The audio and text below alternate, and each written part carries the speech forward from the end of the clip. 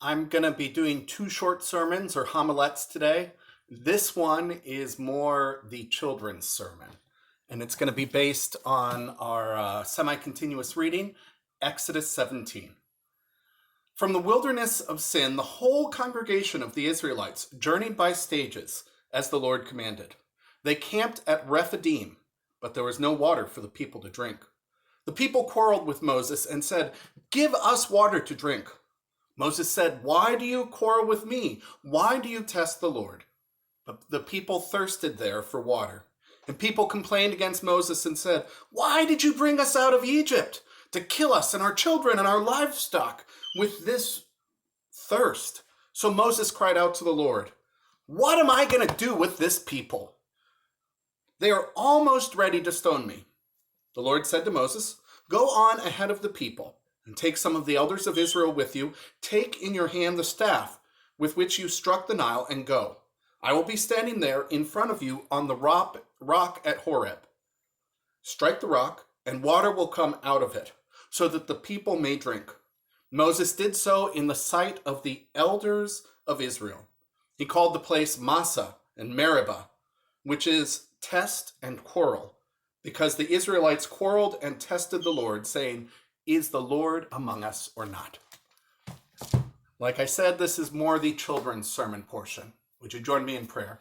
May the words of my mouth and the meditations of all our hearts be acceptable in your sight, O Lord, our rock and our Redeemer. What is it that you need? What is it that you need to get through the day? What is it that you need to get through the week? What is it that you need to get through the month? Some of these things are necessities for life. There are things such as water that the Israelites who are going through Sinai desperately wanted because it is a dry and barren place. If you have ever been in the desert, if you have ever been longing for water, you might have some small sense of what it was like for them. I can remember one time I was on a backpacking trip on the Appalachian Trail, and I had brought lots of water with me. I was carrying a gallon of water, but it was a hot, hot day in central Virginia.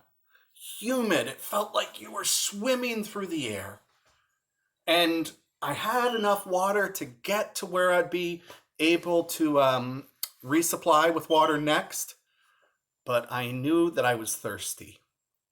I knew that my mouth was dry and parched. And I was stopped at an overlook, a place where the trail and a road called the Skyline Drive intersected, and some folks pulled up with their RV and were looking at the vista, the beautiful view of God's creation. And they saw me there, and I must have smelled pretty rank at that point. And they said, "Do you want some water?" And that ice water that they offered tasted so clean and cold and delicious. It was what I wanted. Maybe you right now are longing for a drink of clean water. Certainly some people, both around the world and in our country, long for water to drink. People in Flint, Michigan long for safe water. People in the Warm Springs Reservation here in Oregon long for safe water. We need water. We also need food. Maybe you are thinking like the children of Israel who in chapter 16, immediately preceding this, their tummies were hungry. As you can see, my tummy is not all that hungry. And they wanted something to eat. They wanted something to satisfy that hunger. That is something that they needed. Maybe they longed for a safe place to lie their head at night.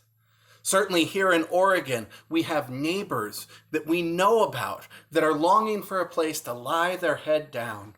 People whose homes have burned down. People whose homes might still be standing, but they are not sure. There are thousands of sisters and brothers in Oregon who have lost homes or livelihoods in the fire. And thousands more Oregonians who have been helping out, members of our congregation who have been helping both in a wider sense and people who helped others, cousins, friends, and neighbors in a more personal sense. That's something that is needed. social contact is something that is needed. In these months, as we have been staying safer at home, in these months, as we have been wearing masks, in these months, as we are sitting on patios and porches, we are longing for the reminder of families and friends, people who join together with us in God's worship. That is something that we need. Students, you might long for schools. Parents, you might long for your students to be in schools. What is it that we need? What is it that we need for this day? Think about what you need for this day, for this week, for this month, for this year.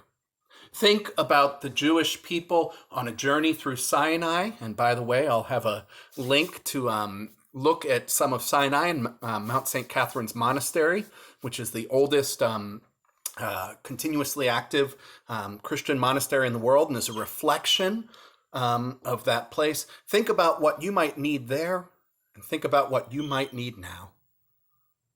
And know that God is with you, that God is among us here and now, that though we might test and quarrel and stumble, God never leaves us. Amen.